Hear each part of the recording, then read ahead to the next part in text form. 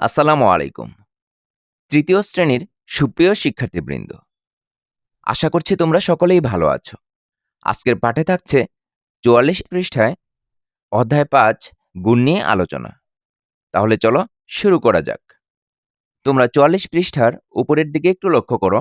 দেখো এখানে ১ নাম্বারে বলা আছে খালি ঘর পূরণ করি। এখানে ৪টি অঙ্ক দেওয়া আছে। ১ নাম্বার অঙ্কটি হলো ৪ গুণন ৬ এর উত্তর ৪ গুণন ৫ এর উত্তরের চেয়ে কত বেশি? এখানে খালি ঘরে সংখ্যাটি লিখতে হবে।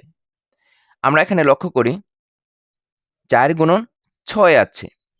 এর মধ্যে গুণ্য হচ্ছে ৪, গুণক হচ্ছে ৬। আর এখানে ৪ গুণন ৫, এখানে গুণ্য হচ্ছে ৪, গুণক হচ্ছে ৫। এখানে গুণ্য ৪, এখানেও ৪, মিল রয়েছে। আর গুণক হচ্ছে এখানে ৫, এখানে ৬। এখানে তোমরা একটু লক্ষ্য করো, দেখো এখানে গুণক হচ্ছে ৬ আর এখানে গুণক হচ্ছে ৫। তাহলে একটি সংখ্যা কিন্তু বেশি আছে। এখানে ৫, এখানে ৬। ১ বেশি আছে। ১ কি বেশি আছে? ৪ বেশি আছে। আর এখানে একটি ৪ কম আছে। তাহলে আমরা এভাবে লিখতে পারি যে ৪ বেশি আছে। তাহলে উত্তরটি হবে ৪ বেশি আছে। আমরা এভাবে লিখে ফেললাম। আমরা কিন্তু এই অঙ্কটি অন্যভাবেও করতে পারি। যেমন ৪-৬ কত? ৪-৬ হলো ২৪। আমরা এখানে ২৪ সংখ্যাটি লিখে ফেললাম। এরপর ৪-৫ কত হয়? ২০ হয়। আমরা এখানে লিখে ফেললাম। তাহলে লক্ষ্য করো, এখানে হচ্ছে ২০, এখানে হচ্ছে ২৪। ২০ থেকে ২৪ কত বেশি? ৪ বেশি। তাহলে কিন্তু আমরা ৪ সংখ্যাটি লিখতে পারি। এরপর তোমরা ২ নাম্বারটি লক্ষ্য করো। দেখো এখানে কি আছে? ৭ গুণন ৮ এর উত্তর ৭ গুণন ৯ এর উত্তরের চেয়ে কত কম? তোমরা একটু লক্ষ্য করো। দেখো এখানে ৭ গুণ্য, এখানেও ৭ গুণ্য। এখানে ৮ হচ্ছে গুণক, ৯ হচ্ছে গুণক। এখানে ৭ কয়টি আছে? ৮টি আছে। এখানে ৭ কয়টি আছে? ৯টি আছে। তাহলে এখানকার চেয়ে এখানে কিন্তু একটি ৭ কম আছে। লক্ষ্য করো, দেখো এখানে ৯, এখানে ৮। তাহলে এখান থেকে একটি ৭ কম আছে। তাহলে কিন্তু আমরা এভাবে লিখতে পারি যে ৭ কম আছে। আমরা কিন্তু অন্যভাবেও করতে পারি। দেখো ৭ ৮ কত? ৫৬। আমরা এখানে ৫৬ লিখলাম। আর এখানে ৭ নং কত? ৭ নং হচ্ছে ৬৩। আমরা ৬৩ সংখ্যাটি লিখলাম। এখন লক্ষ্য করো, দেখো এখানে হচ্ছে ৫৬, এখানে হচ্ছে ৬৩। তাহলে ৫৬ থেকে ৬৩ বড় সংখ্যা। ৬৩ থেকে যদি আমরা ৫৬ বিয়োগ করি তাহলে কত হবে? দেখো আমরা যদি গণনা করি এভাবে ৫৬, ৫৭, ৫৮, ৫৯, ৬০, ৬১, ৬২, ৬৩ কত হলো? ৭ হলো। আমরা কিন্তু ৭ কম লিখে দিয়েছি। তোমরা ৩ নাম্বার অঙ্কটি লক্ষ্য করো। এখানে ৫ গুণন ৪ সমান ৫ গুণন ৩ যোগ খালি ঘর। খালি ঘরে কোন সংখ্যাটি হয় সেটা আমাদেরকে লিখতে হবে। এখানে গুণ্য ৫, এখানেও গুণ্য ৫। এখানে গুণক ৪, এখানে গুণক ৩। তাহলে এখানে ৫ কয়টি আছে? ৪টি আছে। আর এখানে ৫ কয়টি আছে? ৩টি আছে। তাহলে এখানে ৫ কিন্তু ৩টি আর এখানে কিন্তু ৫ ৪টি।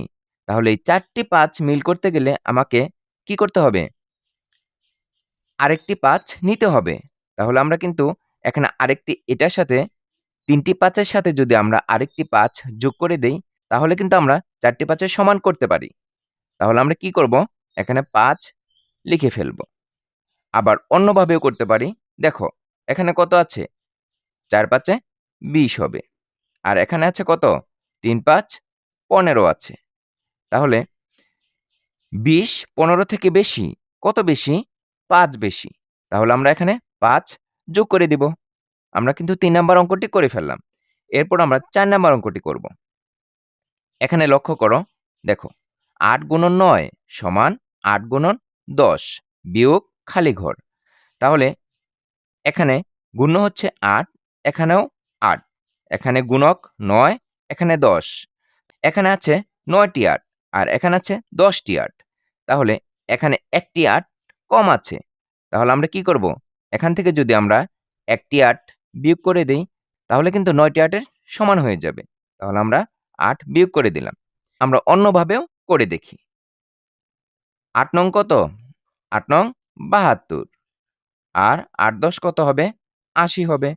তাহলে ৮০ সংখ্যাটি কিন্তু ৭২ থেকে অনেক বেশি। কত বেশি? আমরা গণনা করে দেখি। ৭২, ৭৩, ৭৪, ৭৫, ৭৬, ৭৭, ৭৮, ৭৯, ৮০। কত হলো? ৮ হলো। আমরা কিন্তু ৮ সংখ্যাটি বিয়োগ করে দিয়েছি। আশা করছি তোমরা দুটি নিয়মেই অঙ্কগুলোর সমাধান বুঝতে পেরেছ। তাহলে চলো আমরা ২ নাম্বার কাজটি লক্ষ্য করি। এখানে কি আছে? গুণ্য বা গুণককে ২টি সংখ্যায় ভেঙে লিখে ৮ গুণন ৬ এর হিসাব করি। এখানে তোমরা একটু লক্ষ্য করো। দেখো, এখানে বলা আছে গুণ্যকে ভেঙে লিখে হিসাব করি। গুণ্য কি? এখানে গুণ্য হচ্ছে ৮ আর গুণক হচ্ছে ৬। তাহলে গুণ্য কোনটা? এই গুণ্যকে ভাঙতে বলেছে। এখানে এই গুণ্যটাকে ভেঙেছে। কেমন করে ভেঙেছে? এখানে লাল রঙের বৃত্ত দিয়ে বোঝানো হয়েছে। আমরা পাশাপাশি বৃত্তগুলো গুণে দেখি। ১, ২, ৩, ৪, ৫, ৬। এই ৬টি বৃত্ত রয়েছে। এই ৬টি বৃত্তকে বলে গুণক। আর এদিকে যে উপরে নিচে বৃত্তগুলো রয়েছে, সেগুলো আমরা এখন গুণে দেখি। ১, ২, ৩, ৪, ৫, ৬, ৭, ৮। কয়টি আছে? ৮টি আছে। এই ৮টি হচ্ছে গুণ্য। এই গুণ্যকে ভেঙে হিসাব করেছে। কিভাবে ভেঙেছে? প্রথমে ৩টি নিয়েছে, তারপরে ৫টি নিয়েছে। তাহলে ৩টি গুণ্যর সাথে গুণক কয়টি ছিল? ৬টি ছিল। এখানে ৩ এর সাথে কি করেছে? ৬ গুণ করেছে। এরপর এখানে গুণ্য কত? গুণ্য হচ্ছে ৫। ৫ এর সাথে ৬ গুণ করেছে। তাহলে তোমরা এখানে লক্ষ্য করো। দেখো, ৩ এর সাথে ৬ গুণ করলে কত হয়? ৩ × ৬ = ১৮ হয়। ১৮ লিখে দিলাম। এরপর এখানে আমরা কত পেলাম? গুণ্য যেহেতু ৮, সেজন্য আমরা প্রথমে ৩ নিলাম। এরপর আমাদের কত থাকলো? ৩ নেওয়ার পরে আমাদের থাকলো হচ্ছে ৫। আমরা ৫ সংখ্যাটা এখানে লিখে দিলাম। তাহলে ৮ গুণ্য হয়ে গেল। এখন ৫ এর সাথে ৬ গুণ করলে কত হয়? ৫ × ৬ = ৩০ হয়। আমরা এখানে লিখে দিলাম। এখন আমরা যোগ করে দেখব, একত্রে কত হয়? এখানে একক স্থানে আছে ৮ আর ০। ৮ এর সাথে ০ যোগ করলে কত হয়? ৮ই হবে। এরপর দশক স্থানে কি আছে? ১ আছে আর ৩ আছে। ১ এর সাথে ৩ যোগ করলে কত হয়? ৪ হয়। আমরা একত্রে ৪৮ পেয়ে গেলাম। আর আমরা যদি এখান থেকেও গুণের হিসাব করি, ৮×৬ কত হবে? ৮×৬ = ৪৮। আমরা কিন্তু হিসাবটি সম্পূর্ণ করে ফেললাম।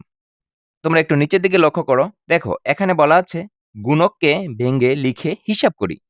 আমরা প্রথমে যে হিসাবটা করলাম সেখানে গুণ্যকে ভেঙেছিল। আর এখানে গুণককে ভাঙা হয়েছে। তাহলে গুণক কত? গুণক হচ্ছে ৬ আর গুণ্য হচ্ছে ৮। ঠিক আছে? এখন আমরা গুণ্যকে ঠিক রেখে গুণককে ভাঙব। গুণ্য ৮, ৮ এর জায়গায় রয়ে গেছে।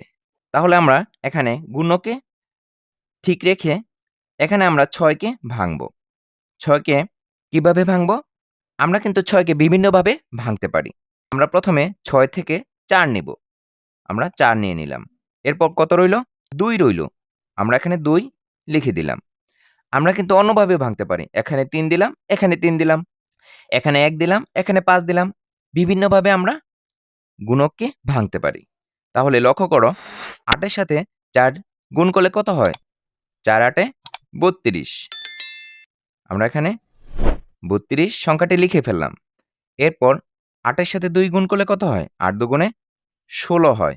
আমরা ১৬ সংখ্যাটি লিখে ফেললাম। এখন একত্র করব। তাহলে একক স্থানে কি আছে? একক স্থানে ২ আছে আর ৬ আছে। তাহলে ২ এর সাথে ৬ যোগ করলে কত হয়? ৮ হয়। আমরা ৮ সংখ্যাটি লিখলাম। দশক স্থানে তোমরা একটু লক্ষ্য করো। এখানে ৩ আছে, নিচে আছে ১। ৩ এর সাথে ১ যোগ করলে কত হয়? ৪ হয়। আমরা এখানে ৪ সংখ্যাটি লিখে ফেললাম। এখানে আমরা গুণককে ভেঙে হিসাব করে নিলাম। এর পূর্বে আমরা গুণ্যকে ভেঙে হিসাব করে নিয়েছিলাম। তোমরা একটু নিচের দিকে লক্ষ্য করো। এখানে বলা আছে গুণ্য বা গুণককে দুইটি সংখ্যায় ভেঙে লিখে গুণ করলেও গুণফল একই থাকে। অর্থাৎ তুমি গুণ্যকে যদি দুইটি সংখ্যায় ভাঙো এবং গুণককেও যদি দুইটি সংখ্যায় ভাঙো তাহলে কিন্তু একই গুণফল পাওয়া যাবে। তোমরা এখানে একটু লক্ষ্য করো, দেখো ২ নম্বরে একটি কাজ দেওয়া আছে, খালি ঘর পূরণ করি। ১ নম্বরে আছে ৯ গুণন ৫ সমান ৫ গুণন ৫ যোগ খালি ঘর গুণন ৫। এখানে গুণ্য কত? গুণ্য হচ্ছে ৯ আর গুণক হচ্ছে ৫। গুণককে কিন্তু ঠিক রেখেছে। দেখো এখানে গুণক হচ্ছে ৫, এখানে হচ্ছে ৫। দুটি জায়গায় গুণক ঠিক রয়েছে আর গুণ্য হচ্ছে ৯। এই ৯ কে প্রথমে নিয়েছে ৫। কত নিয়েছে? ৫ নিয়েছে। ৯ থেকে ৫ নেওয়ার পরে কত থাকে? ৪ থাকে। আমরা এখানে কিন্তু ৪ সংখ্যাটি লিখে দিতে পারি। ৯ এর সাথে ৫ গুণ করলে যে গুণফলটা হবে, এখানেও ঠিক একই গুণফল হবে। তোমরা ২ নাম্বারটা লক্ষ্য করো। দেখো ২ নাম্বারে কি আছে? এখানে আছে ৭ গুণন ৪ সমান ৭ গুণন খালি ঘর যোগ ৭ গুণন ২। এখানে হচ্ছে গুণ্য কত? গুণ্য হচ্ছে ৭ আর গুণক হচ্ছে ৪। আর এখানে কি আছে? এখানে কিন্তু গুণ্য ঠিকই আছে। ৭ আছে, এখানেও ৭ আছে। এই দেখো গুণ্য কত আছে? এখানে আছে ৭, এখানেও আছে ৭। ঠিক আছে? ২ টি জায়গায় গুণ্য একই আছে। তার মানে গুণ্যকে ভাঙা হয় নাই। আর গুণক হচ্ছে ৪। ৪ থেকে এখানে নেওয়া হয়েছে কত? এখানে নেওয়া হয়েছে ২। তাহলে এখানে কত হবে? ৪ থেকে ২ নেওয়ার পরে বাকি থাকবে ২। সেই ২ সংখ্যাটি কিন্তু এখানে হবে। আমরা এখানে লিখে দিলাম। আশা করছি তোমরা অঙ্কগুলি বুঝতে পেরেছ। এরই মধ্য দিয়ে আমরা এ পাঠের শেষ প্রান্তে এসে পৌঁছে গেছি। সম্পূর্ণ ভিডিওটি ধৈর্য সহকারে দেখার জন্য তোমাদেরকে অসংখ্য ধন্যবাদ। পরবর্তী ভিডিও দেখার আমন্ত্রণ জানিয়ে আজকের মতো এখানেই শেষ করছি। আল্লাহ হাফেজ।